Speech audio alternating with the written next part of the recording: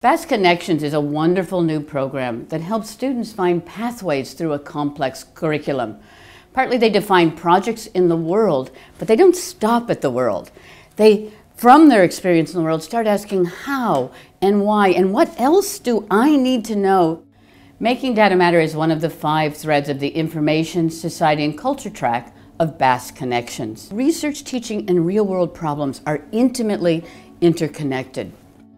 Asheville is particularly remarkable in the sense that it was one of the largest urban renewal projects, and working with the Southside allowed us to concentrate on the largest urban renewal project in Asheville itself. This community has definitely invested, and Priscilla has invested her time in really trying to develop this project. And for me, I'm always looking for a way to connect my research to the community and vice versa. The mid-60s is when the information hit the community that this is what's happening. Interviews were done, census were taken. The late 60s is when the urban renewal process was implemented.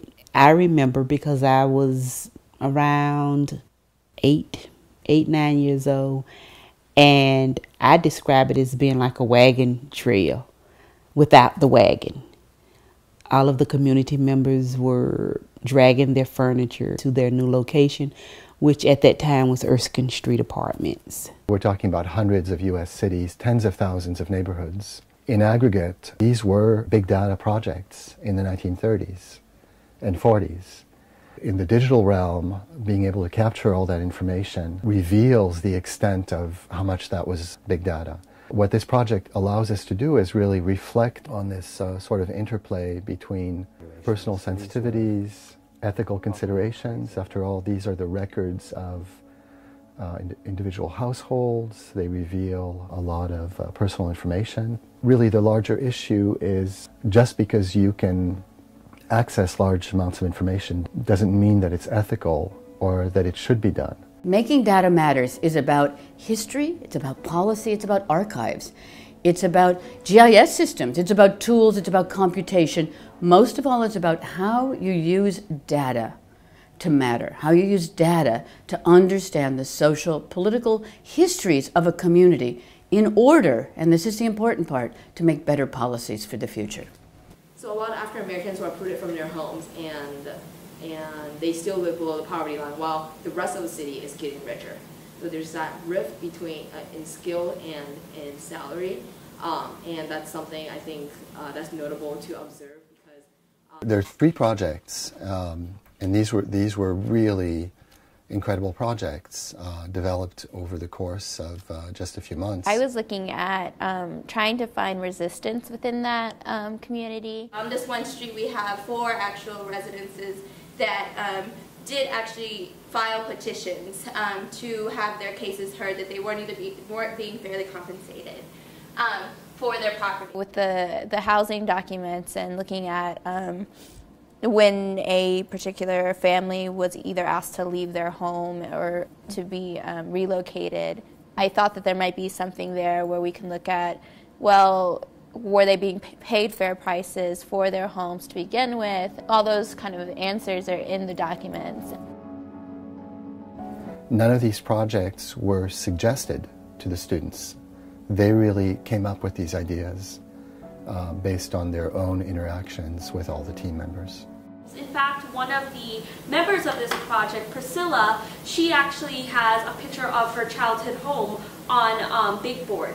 So this isn't just a research project, it ties in to the human aspect of Asheville. They were able to go beyond the walls of the university and get this sort of human perspective that historical records and big data might not initially provide. And I think this is reflected in sort of the nature and the quality in which the students' projects develop. So first off, I want to say the most I've learned is probably from my partner, Lolita.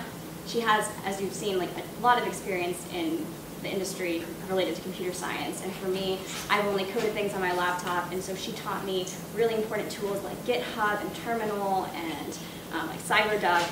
And We basically learned to just be, I would say, very persistent throughout this whole project. I got a lot of professional experience as far as like actually going to Renzi and meeting with the developer, Big Board, to figure out how we can migrate it over to Duke.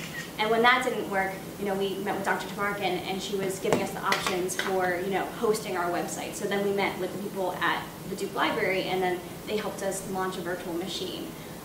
So I've gained like a lot of, you know, persistence and realizing that you have to iterate through your design ideas and just stick with it. And it's been a good insight into how research actually works.